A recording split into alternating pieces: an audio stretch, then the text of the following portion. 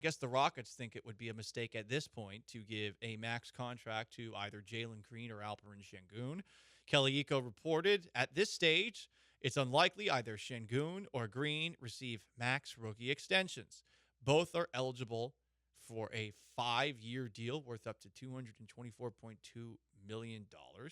Houston has had conversations with both camps concerning an extension. Will continue dialogue during the offseason, but the chances of either player, Green or Sengun, getting a deal like Cade Cunningham, who got $236 million, or Scotty Barnes, who could potentially get up to $270 million, a deal like that, the chances are slim. I mean, Makes sense. it makes a ton of sense because the way the season ended with Sengun off the court and how well Green played, how bad Green was when Sengun was awesome when they were together. There's still more questions than there is answers about who the Rockets are. You mentioned this yesterday, Paul, and I think you're spot on about the Rockets have done the right thing in free agency by not going out and spending a ton of money, not getting Paul George, not getting Klay Thompson, not getting one of those big max guys. And this is the right path to take. And I think that continues now with the extension stuff. There's no reason to give them an extension right now. It's the same extension next year. So just hold off. You got 82 games to figure out what's the best for the Rockets' future. You don't need to do it right now. And there's also the element of because Shingun was a lower pick, his cap hold for next offseason will be lower if they play it all the way out until next year. And so they'll have a little bit more cap. It's less true with Jalen Green just because he was the number 2 pick as opposed to number like 18 or whatever Shingun was.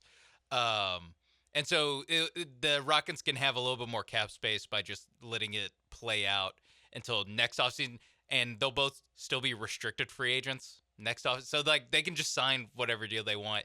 It's if you want to know what it looks like they're doing, it seems to be that they're doing what the Philadelphia 76ers did this past offseason with Tyrese Maxey, where they could have paid Tyrese Maxey last year. They just would not have had the cap room to add Paul George into cap space that they did. So they're able to sign Paul George and then sign Tyrese Maxey. As if you did the other way around, you wouldn't have enough money for George. Yeah, so because with the new aprons and all these things, it's super complicated. I keep listening to these podcasts and radio shows that are trying to explain it, but essentially when you spend too much money now, it's a hard cap in the NBA, and the only way to trade said players is a dollar for dollar transaction.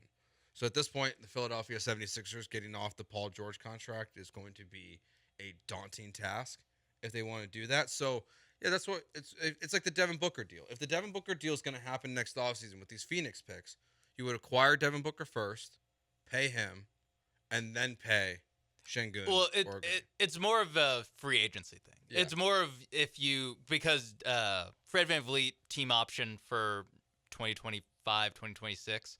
So if you decline that, that's $40 million coming off the books, and then you'll have the lower cap hold for Sengun, and so you'll open up some space to where you can sign if whoever's the free agent next year.